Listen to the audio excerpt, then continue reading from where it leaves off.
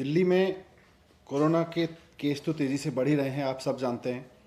और लगातार 25,000 per day का आंकड़ा अब आगे बढ़ चुका है। अब ऐसा लग रहा है कि धीरे धीरे 25-26 हज़ार तक बढ़ गए, 28,000 30,000 तक हो जाएगा ये आंकड़ा।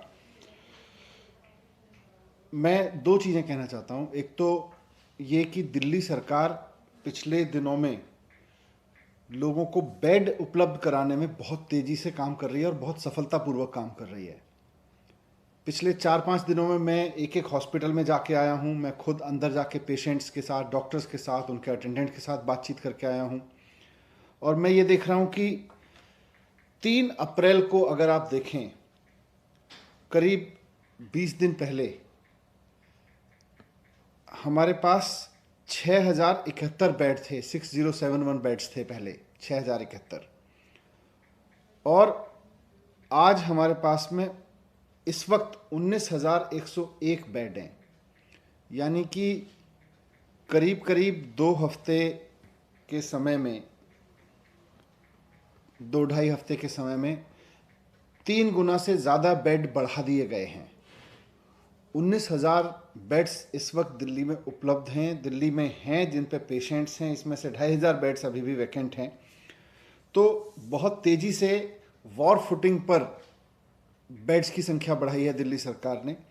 और इतनी तेज़ी से कहीं संभव नहीं हो सकता था, लेकिन फिर भी सारे रिसोर्सेज लगा के, सारी मैन पावर लगा के, पूरे जितने भी हमारे पास में रिसोर्सेज थे उनको ऑप्टिमम यूटिलाइजेशन करते हुए हमने 3 गुना बेड्स कर दिए हैं। 6,071 से बढ़ा के 19,101 बेड हो गए हैं केवल 2 से 2.5 हफ्ते के अंदर अंदर। अभी मैं पिछले दिनों सीएम साहब के आदेश पर लगातार एक एक हॉस्पिटल में गया हूँ। सीएम साहब की निगरानी में डिस्कशन हुआ है और वहाँ भी उनकी कैपेसिटी को हमने जितना हो सकता है उतना बढ़ा के यूज़ करने का डिसीजन लिया है। इसमें बुराड़ी जो हॉस्पिटल है हमारा, वहाँ अभी 320 बेड हैं। इसको हम बढ़ा के 800 बेड का कर रहे हैं। 480 बेड यहाँ पे बढ़ जाएंगे। इसी तरह से जो हमारा अंबेडकर नगर का हॉस्पिटल था जिसमें मैं गया था, वहाँ 200 बेड हैं।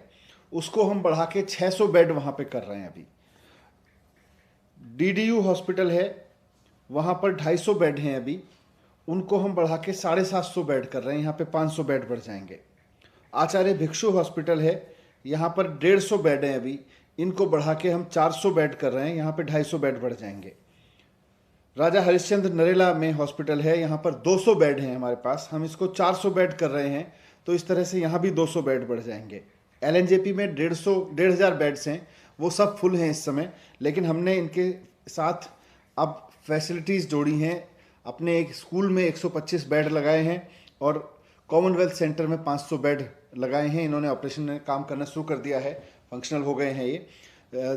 इस तरह से यहाँ भी 1,500 से बेड, अब यहाँ भी ज़्यादा पेशेंट्स देखे जा सकते हैं। डीआरडीओ का जो सेंटर केंद्र सरकार के सहयोग से, डीआरडीओ के सहयोग से बना है, उसमें 250 बेड्स कल एक ही दिन में भर गए। 4 घंटे के अंदर अंदर 250 बेड्स फुल हो गए। उसके भी 250 बेड्स और मिलने वाले हैं अभी। तो इस तरह से देखें तो हमारे पास में करीब 2700 बेड्स, करीब 2700 बेड्स और जुड़ने वाले हैं कुछ दिन में। अगले 4 से 5 दिन में, 6 दिन में मैक्सिमम 2700 बेड्स की कैपेसिटी और बढ़ा देंगे। तो 6,000 से बढ़ा के अभी हमने 19,000 की है और 19,000 में अभी ये 2700 बेड्स और जुड़ जाएंगे। करीब 2,500 बेड्स इस समय भी दिल्ली के अलग अलग अस्पतालों में खाली हैं। आप ऐप पे देख लें, ऐप पे पूरी जानकारी है किस हॉस्पिटल में बेड खाली है। एक चीज़ और मैं रिक्वेस्ट करना चाहूँगा कि पैनिक में ना आए, एकदम कोरोना होते ही हॉस्पिटल ना भागें। कोरोना का सबसे बढ़िया और सबसे ज़्यादा लोग जो कोरोना से ठीक हो रहे हैं वो होम आइसोलेशन में हो रहे हैं। होम आइसोलेशन में ही रहें। अगर किसी कारणवश बुखार नहीं उतरता है, बुखार ज़्यादा आ रहा है या कोई और सिम्टम्स डेवलप हो रहे हैं और आपको खांसी या उस तरह की चीज़ें ज़्यादा बढ़ रही हैं, शिकायत बढ़ रही है, डॉक्टर से कंसल्ट करके आप हॉस्पिटल जा सकते हैं। आपको बेड मिल सकता है। आप ऐप पे जाएं, जिस हॉस्पिटल में आपको बेड है उसी में जाएं। इधर उधर ना भागें, वरना इधर उधर भागने में आपकी भी एनर्जी जाती है और हॉस्पिटल्स के आगे भी अन्यथा लाइन लगती है, हॉस्पिटल्स के आगे भी अन्यथा प्रेशर बनता है। तो जिस हॉस्पिटल में आपके लिए बेड उपलब्ध है, मुख्यमंत्री जी ने आदेश दे दिए हैं कि कोई भी हॉस्पिटल अगर ऐप पर ठीक जानकारी नहीं देगा, यानी कि अगर बेड उपलब्ध हैं और एडमिशन नहीं देगा, या वो बाद में कहेगा मेरे पास गलत जानकारी हमने उपलब्ध कराई हुई थी और एडमिशन नहीं दे सकते, उसके खिलाफ कार्रवाई की जाएगी। 2 हॉस्पिटल्स के खिलाफ कार्रवाई पहले भी कर चुके हैं। फिर से कहना चाहूँगा, पैनिक ना करें। एक और चीज़ जो मैंने नोट की है, मैं हॉस्पिटल्स में गया हूँ, पेशेंट से भी मिला हूँ और अटेंडेंट से भी मिला हूँ जो बाहर खड़े हुए हैं। कोविड के समय में सारे डॉक्टर्स बहुत मेहनत कर रहे हैं, अपनी जान पे खेल के मेहनत कर रहे हैं।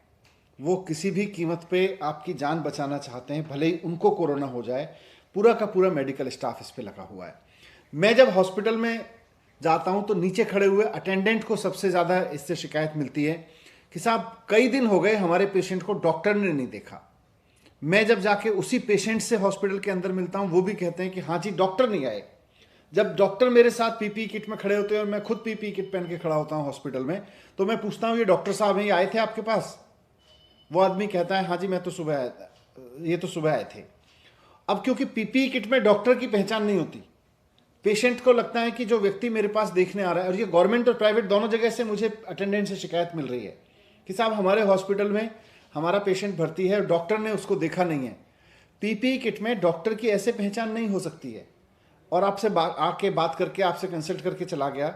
आमतौर पे पेशेंट को लगता है कि ये कोई जनरल अटेंडेंट होगा, जनरल ड्यूटी असिस्टेंस होगा, वो आके मेरे से हालचाल पूछ के चला गया है। डॉक्टर आके पूरी दवाई लिख के जाते हैं, बता के जाते हैं, चेक करके जाते हैं, रिपोर्ट करके जाते हैं। उनको पेशेंट को कई बार समझ नहीं आता। नॉर्मल केस में अटेंडेंट साथ में होता है, अगर नॉन कोविड केस होता था, नॉन कोविड पीरियड में अटेंडेंट साथ में होता है, तो अटेंडेंट और पेशेंट को मिलके पता चल जाता था कि भाई डॉक्टर आ गए हैं।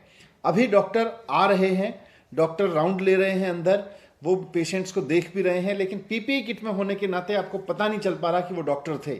इसलिए ये इमेज हॉस्पिटल के बारे में ना बनाए, इस पैनिक में ना आए कि मुझे डॉक्टर्स ने नहीं देखा। हम सब मिलके, जैसा मुख्यमंत्री जी कहते हैं, हम सब मिलके कोरोना से लड़ेंगे। सबने लॉकडाउन लगाया है, लॉकडाउन का फॉलो करें और पैनिक ना करें। सरकार ने, जैसा मैंने कहा, 6000 बेड्स को बढ़ा के 19000 कर दिया है, और अभी 2700 बेड्स अगले हफ्ते के अंदर अंदर दिल्ली के मेडिकल इंफ्रास्ट्रक्चर में और जुड़ जाएंगे। यही मुझे आपके सामने रखना था। Thank you.